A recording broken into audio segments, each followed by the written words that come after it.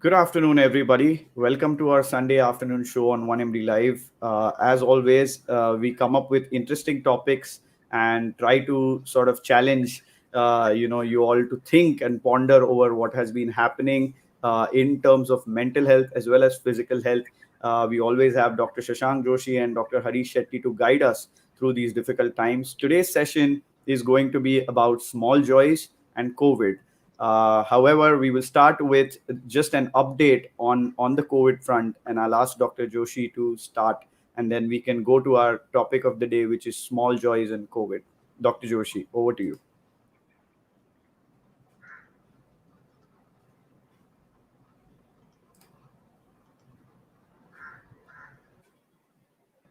We can see So your clearly, screen, we sir. know that India is in the vaccine mode, and we clearly know that as of today, we have vaccinated 38.64 crore vaccines.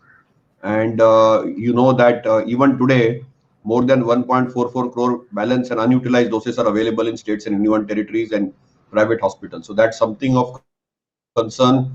We need to utilize vaccines. When it comes to the first dose and second dose, in the healthcare workers, we see that more than 1 crore, 2 lakh 47,000 are vaccinated with the first dose, and the second dose is only been given to 74 lakhs. So we need to push our own colleagues, our healthcare workers, to ensure that they get their second dose. When it comes to frontline workers, we know 1 crore 76 lakhs have got the vaccine in the first dose, and 98 lakhs have got the second dose. So we still have a gap of around 78 lakhs to get their second dose. When it comes to the age between 18 to 44, contrary to the popular opinion, 11 crore Indians have already got their first dose, and 37 lakhs only have got their second dose. And when it comes to the age between 45 and 59, you can see 9 crore 33 lakhs have got their first dose, and 2 lakh 35, 2 crore 35 lakhs have got their second dose. So here again, there is a large gap. And when it comes to above 60, which is the most vulnerable group among the population in India, 7 crores have got their first dose, but only 2 crore 83 lakhs have got their second dose. So we need to ensure that the second doses for people above 60, for the frontline workers, for the healthcare workers need to be given on priority. Correct. Clearly, we know that 41,000 cases were reported in the last 24 hours. So, if you look at exactly a week, where we started in June, a month back, we were at 94,000 cases. We have halved the number. But in the last week, the number was 43,000. So it's basically, there is a thick tail for India, as they call it. The number is just not coming down exponentially now. And when you look at the active cases trajectory, you can see that the active cases, which had gone to 37 lakhs 45,000, they are now down. Even today in India, there are 4 lakh 54,118 patients. And there has been a decrease of by around 915 cases in the last 24 hours in the active cases. Clearly, the recovery rate is excellent. More than 3 crore Indians have recovered from COVID, and the recovery rate is around 97.2. We also know that the case positivity rate, which was above 5% just a month back, is now down to 2.32%. In the last week, there has been a very marginal drop, but overall the case positivity rate is at 2.33. Maharashtra still is one of the states which still is a cause of concern. And you can see that Maharashtra still keeps on reporting a large number of cases. And you see that we still are reporting 6,000-7,000 number of cases. The districts of concern in Maharashtra are listed here. Kolhapur with a test positivity rate of 10.36, Satara with a test positivity rate of 9.61, Pune with 8.4%, Sangli with 8.19, Raigad with 7.92, Ratnagiri with 7.19, Aurangabad with 6.42, and Sindhudurg with 5.94. So there are so many districts in Maharashtra which we call them as districts of concern, which are still challenging us, and that's something which we are very, very worried. And we know that there is a problem which we are facing, and we want to ensure that these challenges are mitigated in a big way. So we want to ensure that we get out of this. We still need to do very, very stringent public health testing measures like testing, tracing, etc. And we still need to do those little small things to make our equation right. See, today's our theme is going to be discussed by Guru Anna, and he will tell us in a very appropriate way that we are still having a thick tail in Kerala. They are accounting for more than 50% of cases. We still have districts of concern. But now, if we have to come out of this thick tail, there could be three reasons. One is that the COVID behavior and protocols are not being followed. There could be a potential genomic variant of concern, or maybe people are just fed up and they are just not, we might just synchronize from the second wave into, and we want to precisely avoid that. So what are those small little things which give us joy in COVID times is the topic for today. The idea of this topic, I'm sure Guru Anna had, was to give positivity, but not recklessness. So we need to be careful and not careless. We need to be, very, very responsible, but not reckless. We need to be ensuring that we are prudent, careful, and ensure that we behave responsibly. At the same time, we don't live under anxiety and stress. We live in a little bit of happiness, a smile, and do the small little things which give us joy. Guru Anna? Absolutely, I would like to ask Dr. Shashank straight away. Conducting this webinar, does it give you small joys? Well, it does. It does, because we are imparting knowledge, series of practical tips, trying to allay anxiety of people, trying to answer their questions, which may be simple, but we want to ensure that we want to infuse some degree of positivity, because there is a lot of anxiety, uncertainty.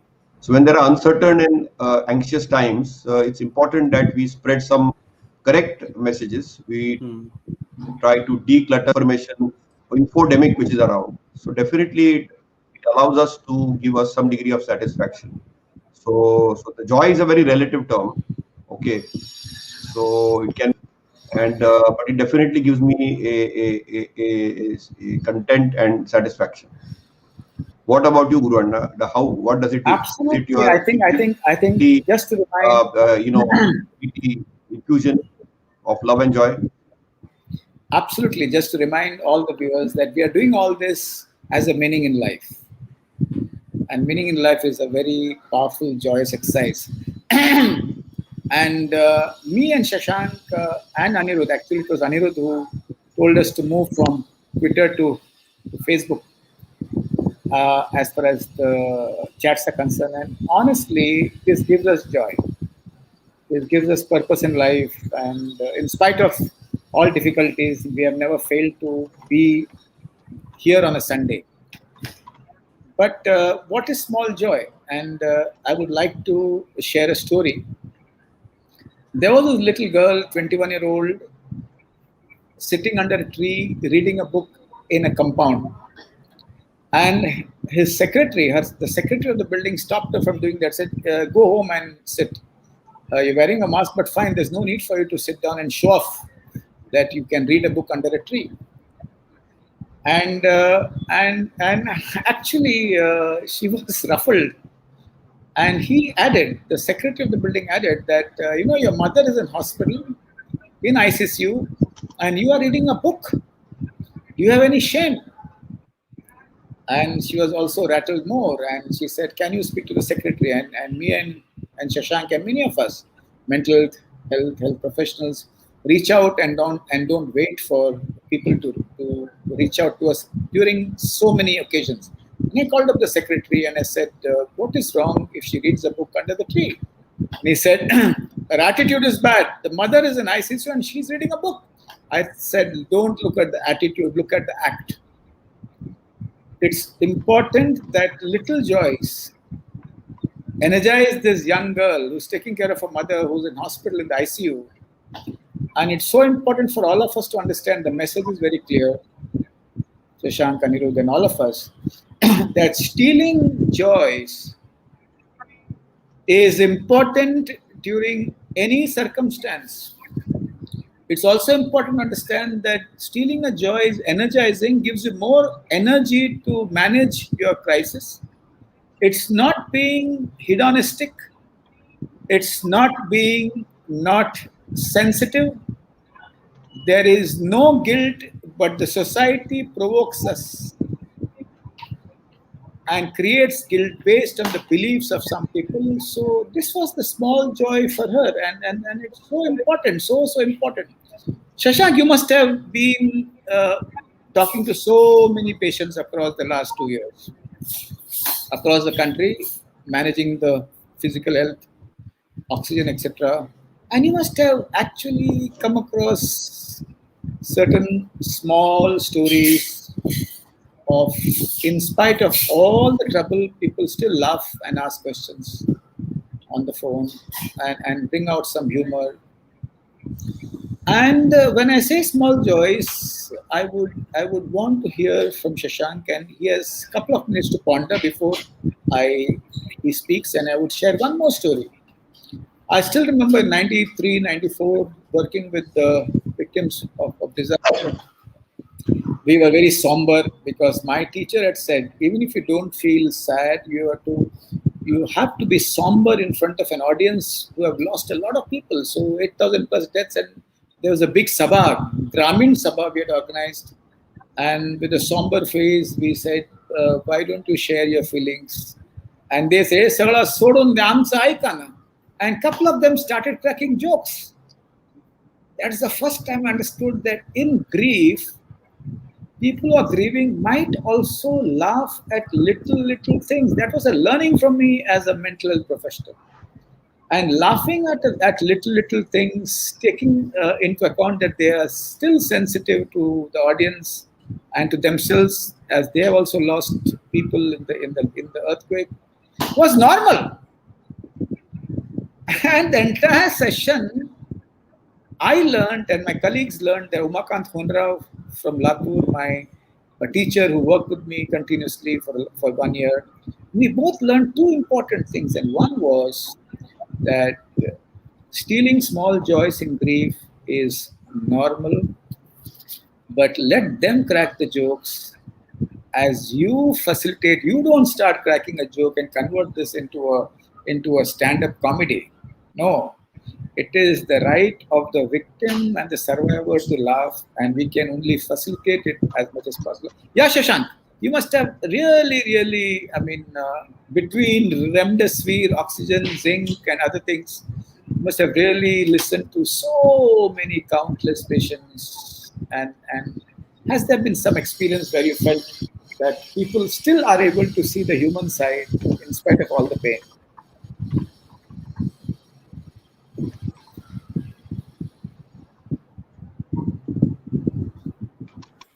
Yes, Shashank.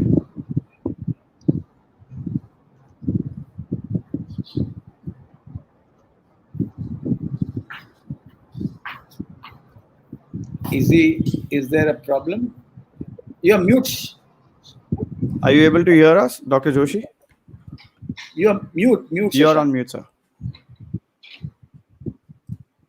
Mute. Shashank, you're mute. Yeah, I think his internet got stuck a little bit. Dr. Joshi, you're on mute. Yeah. Now you Yeah. Can you hear me now? Yeah. Yes. Can you hear me now? Yes. It's very important that in COVID times we go through a lot of seesaw because there has been a disruption in our daily life.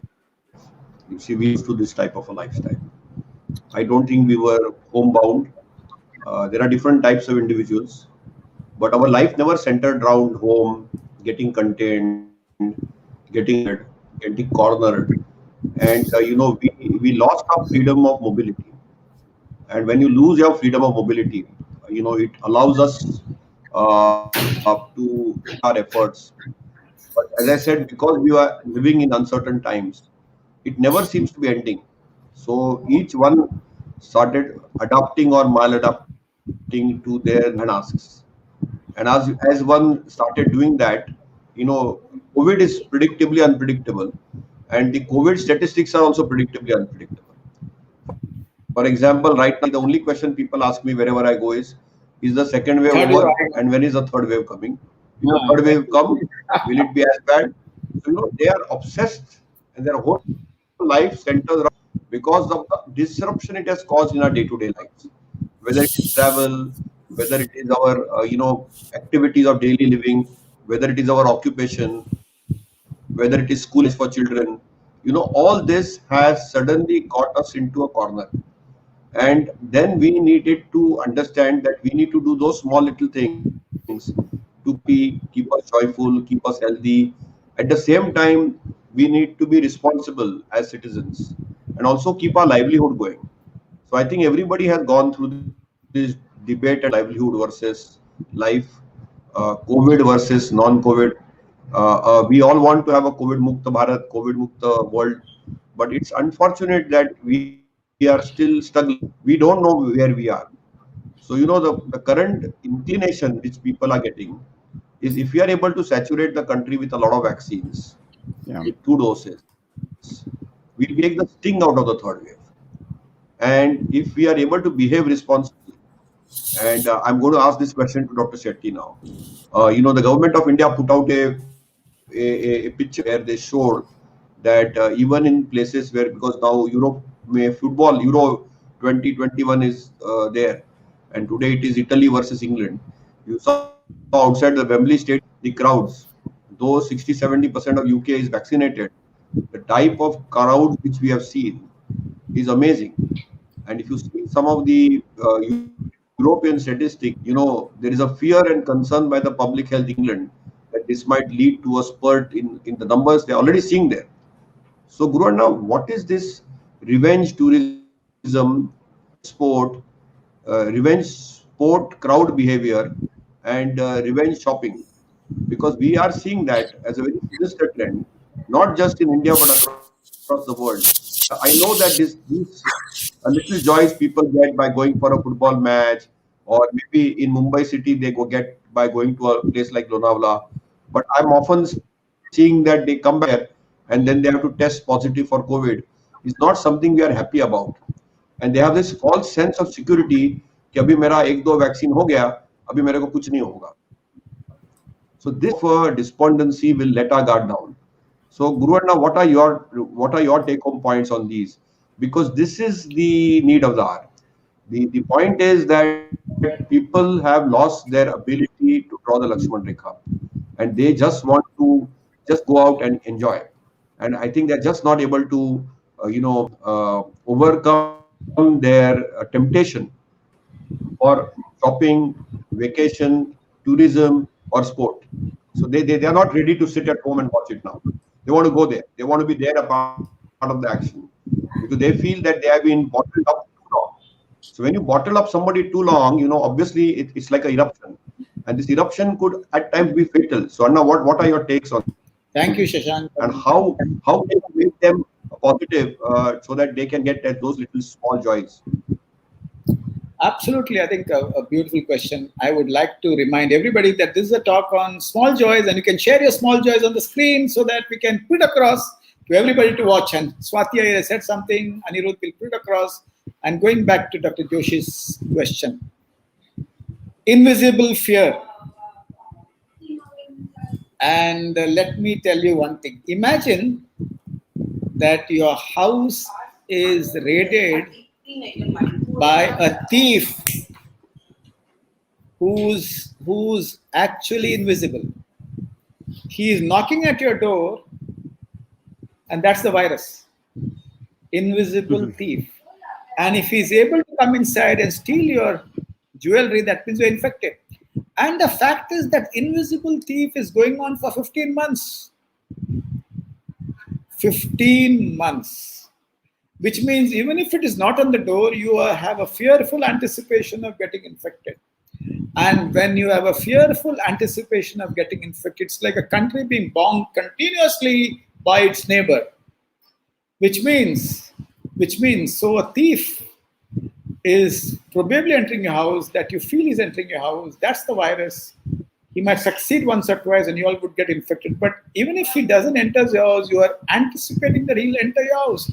And that is the virus. And that's the invisible, continuous impact. Is what it does to us. To answer doctor's question, what it does to us is the amygdaloid body, which was the small thing in the brain, which was very useful during the Stone Age to fight and flight. as Anirudh will put that amygdaloid body on the screen, to fight and flight. During the time when we were attacked by animals, and this amygdaloid body, which is there in the brain, is something which works over time. Amygdaloid versus prefrontal cortex works over time. And which means what? Which means you're constantly watching. And the anxiety is continuous for 15 months. And when this anxiety is there for 15 months, what happens is you become hedonistic. कल क्या होगा किसको पता आज जिंदगी का ले लो मजा. And this hedonistic attitude makes people to rush. I have been anxious for a long time. I need to be hedonistic, and that has happened across countries who have had wars. That has happened in places where there have been disasters, increased alcohol intake, increased HIV infection. And this, Dr. Shashank, is hedonism at its best. And to bring down hedonism, what is important is little joys, small joys. Don't wait to go to Masuri. Start improving, start experiencing small joys continuously. Which means what? Patch of green, go and sit if you can. Patch of green, go and watch. Go and walk. Patch of green, go around. Patch of green, water the green. Little forays outside your house, 2 kilometers, sit down on a bench. I still remember this man. Outside a mall, there are benches in many places. This was Powai. So outside Starbucks, there were benches. It was after 4, everything was closed. And he sat down there and he said, I wanted to jam with a friend. A jamming session is when two friends get instruments and they play the instrument in public. And it was a bench. There was distance. It was less crowded than the road. And he started jamming. And again, he felt nice. He had a break from his responsibilities towards his family, who were all infected, were all quarantined. And he was stopped by the policeman and saying, Ikde basaitsa nahi, gari ja. Je kai ahe, do it inside your house. Tumhala mait nahi. And then he explained to the cop, Mala pushkal tanav ahe, sagle amche quarantine आहे, मी एकटा व्यवस्थित आहे, माझा डोचका व्यवस्थित ठेवायला, to keep my mind healthy. I like to play music inside the house, it's fun, but when I jam with somebody else, the joy is different. So he said that's a trance state. So Dr. Shashank, what is so important is to break the wave of hedonism, which is as bad as the wave of the third wave, as you have been bombarded with this beautiful question, is to chase little joys little by little so that you do not become hedonistic and do things which is absolutely unhealthy and absolutely very, very dangerous.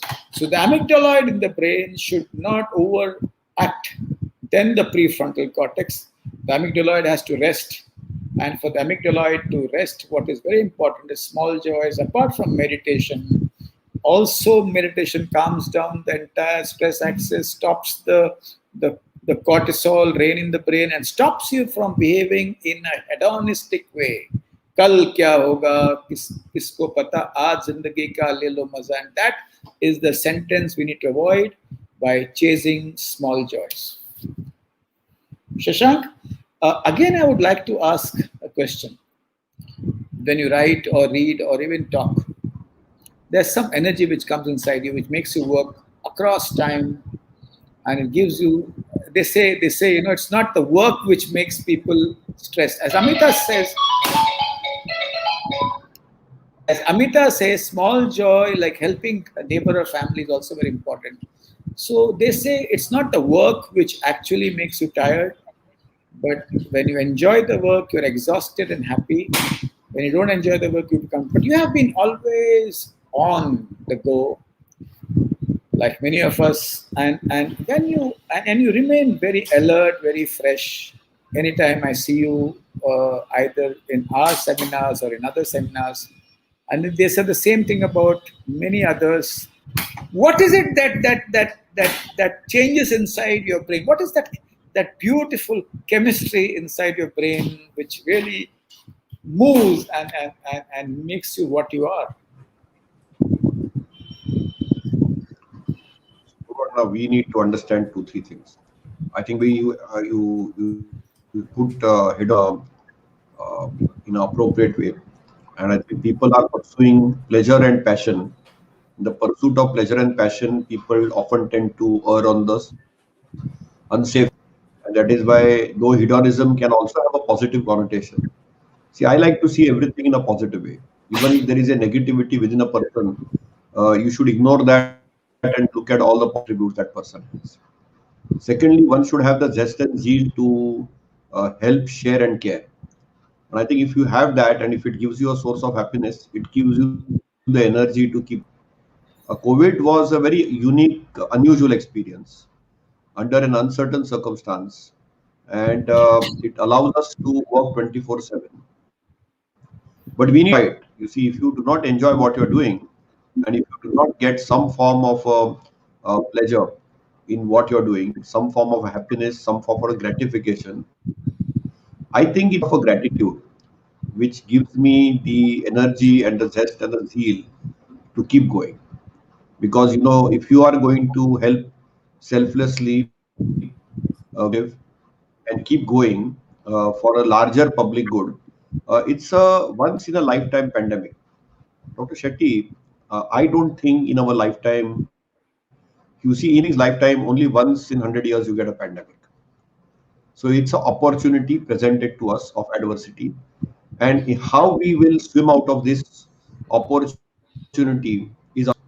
Whether we want to swim it with positivity, positive energy, doing the right thing, is up to us. We have all choices. You see, as human beings, we are in a and we have every right to choose the path we choose. But I see this pandemic as a opportunity presented to all of us of ability to counter adversities, whether they are personal, whether they are professional, whether they are, at a larger scale of your state or district or country or the world. I think different people look at it from a different way. Some people, as I said, feel very negative and contained. Some people feel frustrated. Some people feel their livelihoods are threatened. Some people feel that they have been put into a disposition. The biggest challenge of this pandemic I see is a sense of helplessness. So when you see a sense of helplessness, and all of us feel very helpless, you cannot get worse than this. So when you have that attitude that you have accepted, things as they are, and then try to see what positivity you can generate from it. I think that is the source which gives us the zeal and enthusiasm to keep going. And it is definitely the small things which make a difference. But the small things give us pleasures. Pleasures sometimes are not necessarily the best. You see, pleasure and pain often go hand in hand. You know it better as a psychiatrist, that often you can have both of them go hand in hand. As long as the pleasure is not with a negativity, not with pain, we can definitely keep going on it. Somebody just Anirudh put a question that somebody wants to attend a wedding. Mind how people are thinking. They are looking at, Vimla Ramaswamy wants to attend a close relatives wedding with 70 people in a hall capacity of 100 people. You see, precautions. Ma'am, if you are double vaccinated, please go for the wedding. Behave responsibly. Don't eat with others if possible.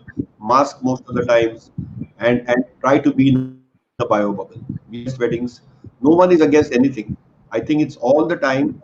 You need to be responsible, careful, and take some due diligence and precautions. You have to protect Absolutely. yourself. It is your health, your responsibility. So as long as you behave responsibly, and but you can't control other people's behavior.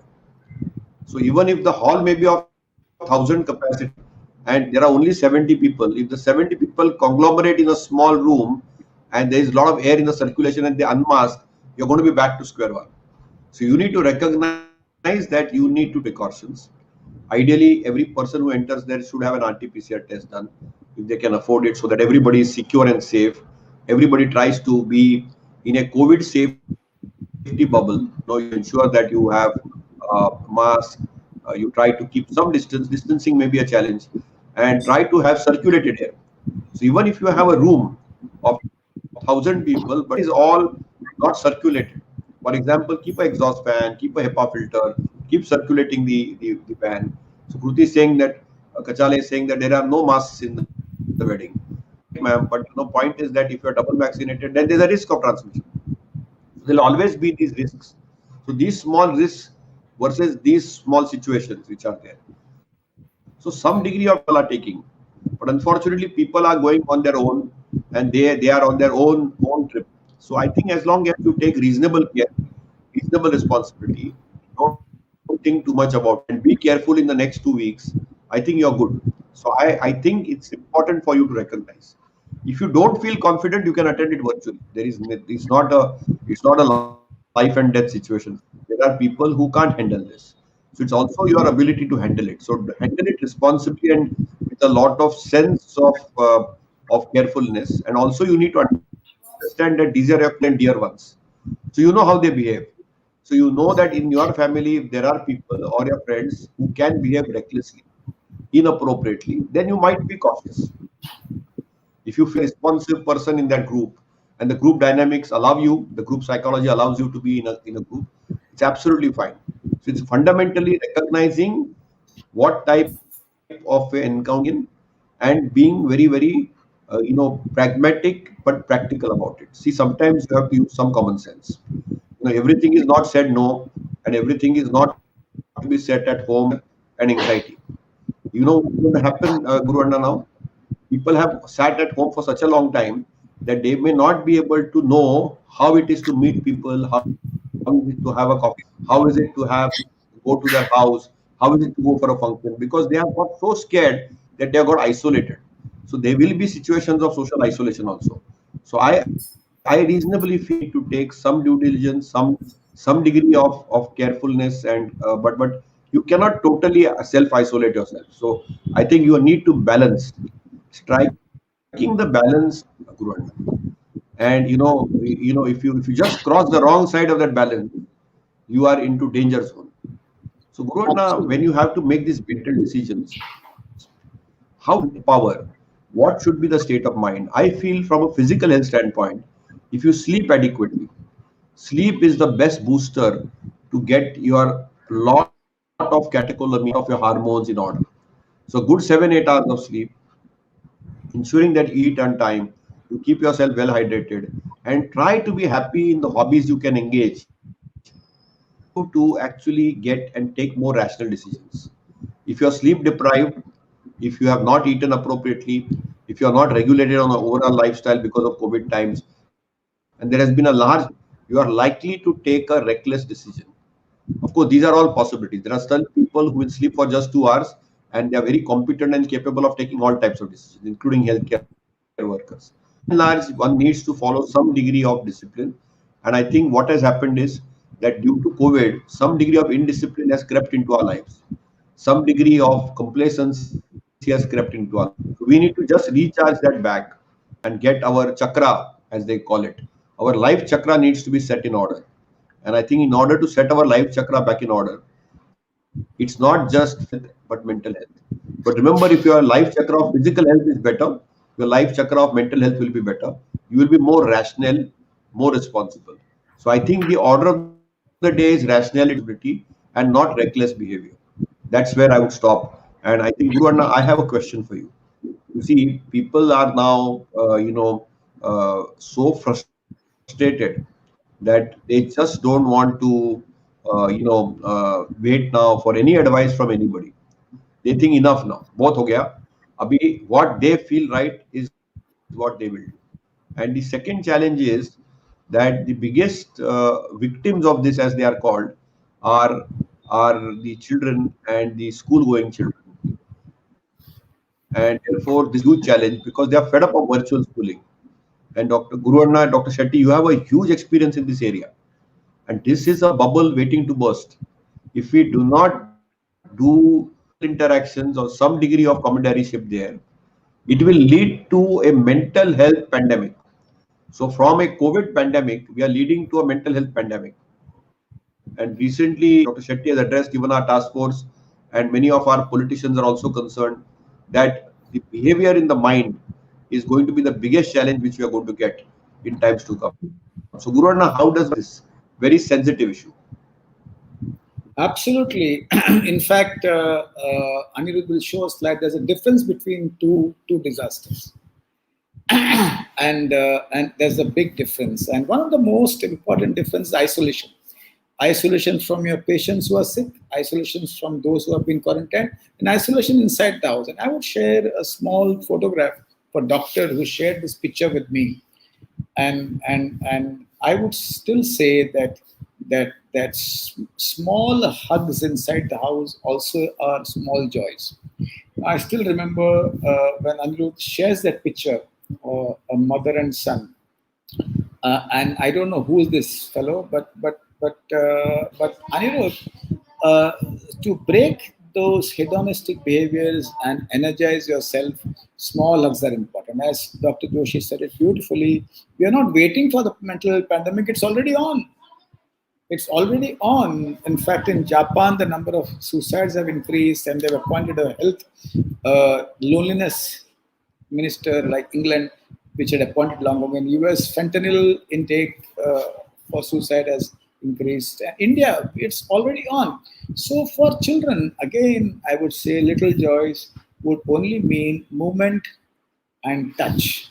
And touch is very powerful. When I shared this on a webinar, some days ago that hug people inside your house without reason.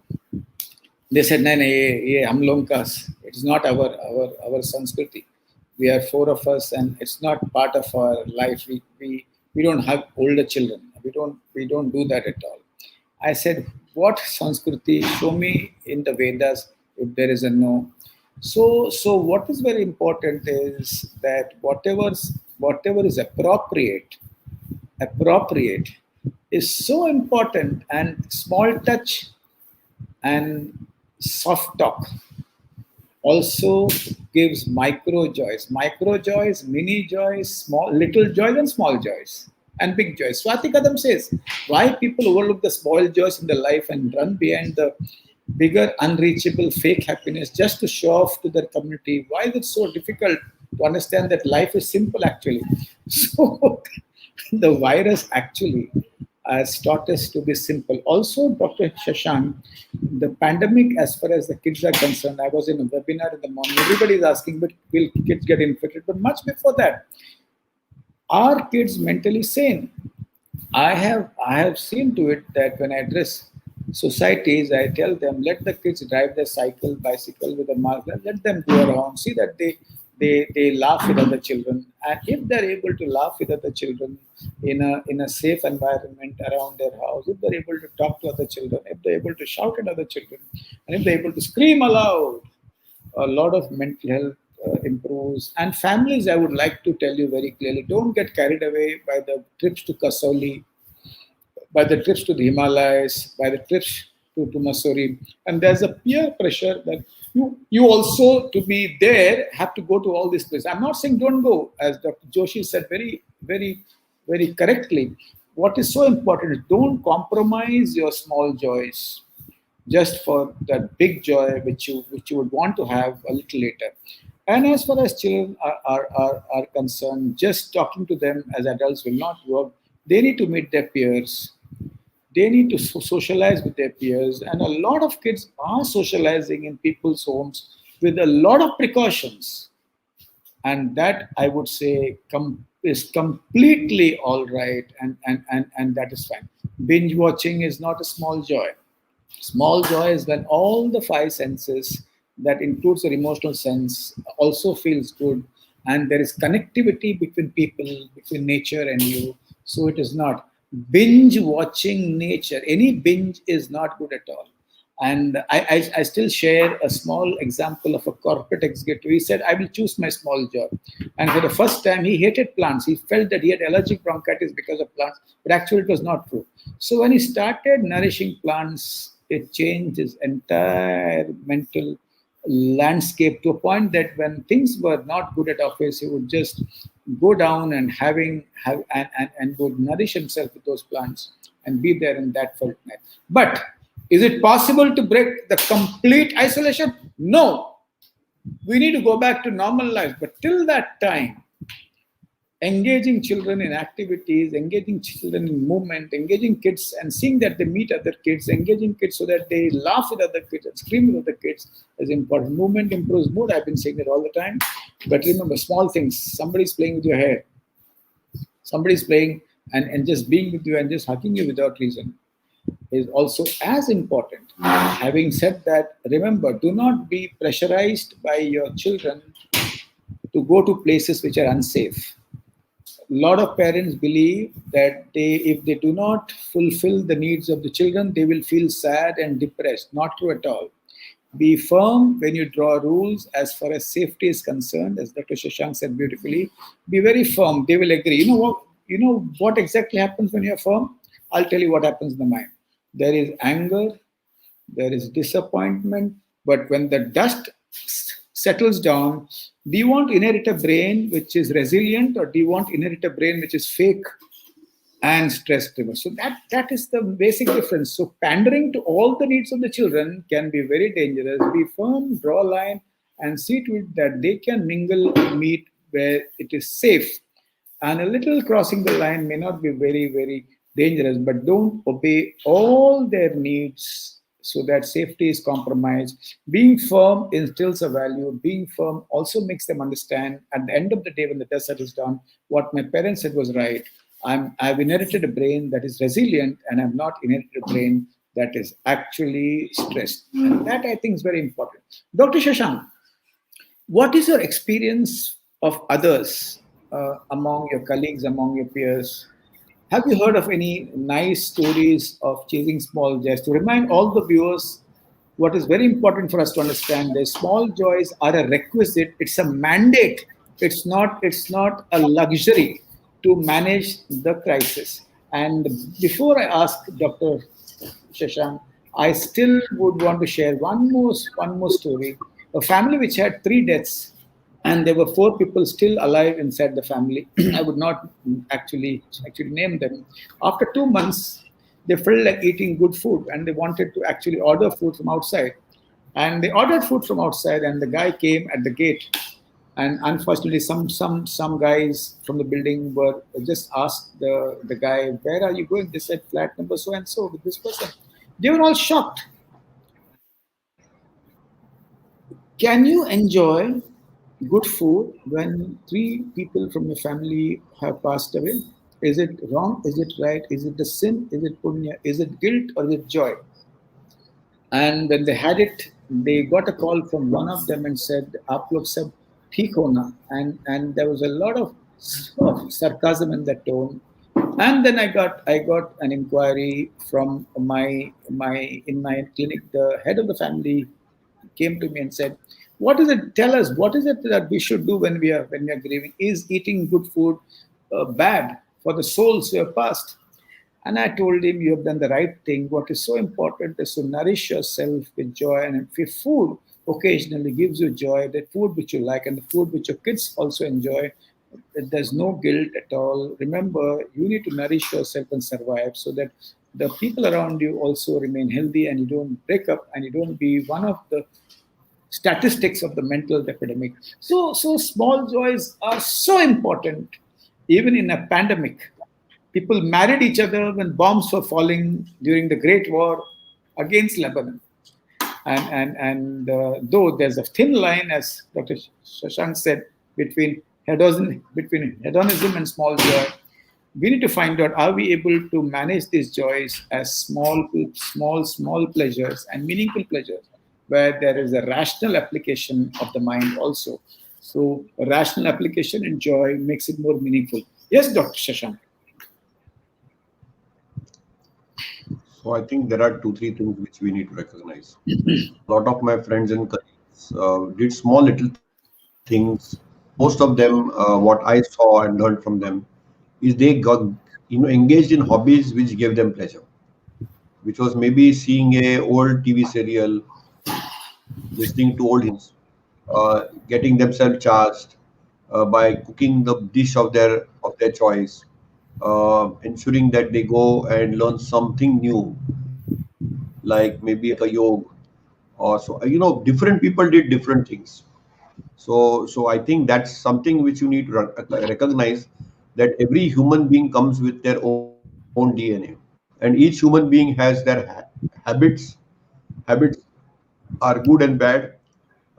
The people which I saw, they recognize that it's time to recharge themselves by looking at positivity. And I saw a lot of my colleagues doing things which they have never done. For example, they re-engage their hobbies, whether it is music, whether it's reading, whether it is collecting stamps, reviving their coin collections, which are all exotic now, antique collections. But whatever little small thing gives you a joy, penning down their experiencing, writing blogs, getting on social media itself for the joy. I still remember a colleague of mine and said, "Ki, boss, I'm on Twitter." So I said, look, I also joined Twitter because of Anirudh and Dr. Shetty. I didn't know what it was to be. But you can get trolled on Twitter, but don't bother about the trolls, because Dr. Shetty has taught me how to, eradicate those people and be happy and cheerful about it. So, you need to understand that these are but it can also be addictive. You see, the Twitter can be very addictive. Social media is a highly addictive thing. You see a generation which will be called as the Instagram generation now. They have got Instagram, and getting them off Instagram is going to be a challenge now. So remember that all these small little joys are good. I feel for the young India or the world, today's small little joys are the ones which they post on Instagram, and they are learning experiences. I also am on Instagram. In fact, I also got a fake, somebody created from Netherlands a fake page. I had to go to cybercrime and get it sorted out. But I realized one thing, that people who are getting on Instagram were those individuals who were getting small little joys. So if you really want to understand what is the human mindset, and who are extroverts or partial extroverts, where are their footprints? Look at a Facebook page, look at an Insta page, look at a Twitter page, and you will be able to feel what they are doing. So clearly, it's a way to things. And I think what we need to do as we swim out of this pandemic, and I am very confident that in another year we'll be out of this pandemic. Okay, it's just a matter of time now. It's a matter of behaving for the next 9 months. And by April 2021, we should be out of all the disruption free. See, COVID may still stay, but we will have a disruption free life, right? Uninterrupted life. But the show must go on, as Absolutely. they say. Very happy that Olympics, we are seeing that they are continuing with the Olympics, but they have not allowed spectators there. So that's very responsible. And Japan being so regimented still have announced a state of emergency. So remember, human beings don't change anywhere. Even if they are regimented, you can still see challenges with them. And this is an unusual virus. So unless and until extraordinary variant of concern, I think the worst is over. I am quite confident that we will behave a little better and a little more sensibly, and do those little small things which generate positivity without negativity, which generate and give us small little joys without pain, which make us happy at the end of the day. Because it's all about who you are. Absolutely. You see, happiness quotient is the key. So, Guru Anda, my final take home message for today is stay happy, stay healthy, stay safe, and behave responsibly. And if small little things give you joys, as long as they are in the safe environment, they are in that bio bubble, they are giving you that outlet which you feel is not going to anyone else, and it is going to give you some source of happiness or pleasure, do it. Okay, do it. But as I said, do it responsibly. Also remember, sometimes we do it out of frustration, sometimes we do it out of rebellious tendencies, sometimes we do it out of revenge, sometimes we do it out of jealousy. Now if we do it, then I have red flags. They should then see their friendly nearest or see Dr. Shetty. Because if you are doing any act on any medium, including your own self, which is trying to be showing in negative or sending a message to someone else, it's a good, not a good thing at all. It's a negative thing. It's not something to be happy about. And then you need some counseling, maybe some rational emotive therapy or cognitive behavioral therapy, or whatever therapy Dr. Guru Anna or Dr. Shetty will recommend you to do. But I think that's something which is also equally responsible. responsible. Because I have seen a lot of people use a lot of outlets to vent out their frustration. So venting out is important. Small joys allow you to vent out, but at the same time, the venting out should lead you to be gratified, to be, kind, and be a better human being. They should not leave you with bitterness, with sadness, and with revenge or negativity. So as long as we are able to infuse some positivity, happiness, smile, and generate a lot of, energy which keeps you going, okay, and get you out of the doom and gloom. And let's look at the positive things. See, look at today, it's a big Sunday for sports fans. You have the women's cricket match coming up. You have a Copa coming out in South America, where whole Bengal is now glued to Argentina, I'm told. Okay, then you have the Italy versus England match which is coming up, and then you have the David versus Goliath final of where you have an unbeatable Djokovic, which is going to really, go for the title. I mean, his opponent is virtually vanquished. He is probably, when he's walking into that Wimbledon, he thinks that he's already gone. And let us see whether an upset comes up. But all these small things, give us joy. So I'm going to enjoy my evening today watching Wimbledon, and I'm definitely wishing everyone a very great Sunday. And Guru Anna, you are our source of inspiration. You have taught us those small little joys of life. So thanks for all of us. Thank you, Shashank. Just a few minutes, and I would like to share what is vulnerability, and and what is very important in this day is that if you can put that slide, Anirudh, of Yeah. helpless vulnerability and help-seeking vulnerability. This also is a small joy. When the head of the family says, I'm scared, I'm anxious, please help me. Or if the head of the family says that I feel very sad, I lost so and so, and please help me. That's an empowering vulnerability, and that should be encouraged. And understand evolution starts always from the top. When the head of the family seek help, there's a message which goes down, and that is so beautiful.